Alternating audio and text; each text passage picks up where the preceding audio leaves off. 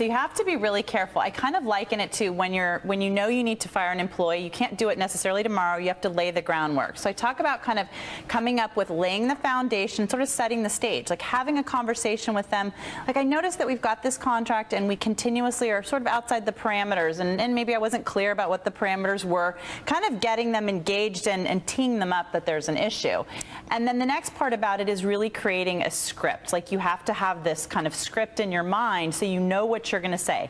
Because if it's all of a sudden client is here, you're like, and it's not easy. You have to really be prepared. Yeah, that's good. And if you know what you're going to say, you could just get it out. If you know what you're going to say, and you have to kind of practice it a little bit. And the next thing, too, is you have to have solutions for the customer. You can't just say, oh, I'm firing you. That is when they will badmouth you, because nobody wants their ego bruised and nobody wants to feel like they've been left high and dry.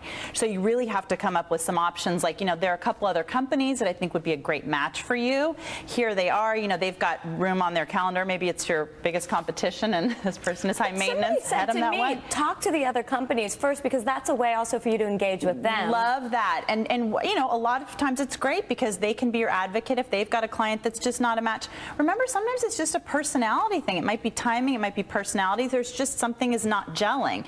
But it's your job as a professional to really get the best for your customer. And so if it's not a match, you've got to give them options to move on.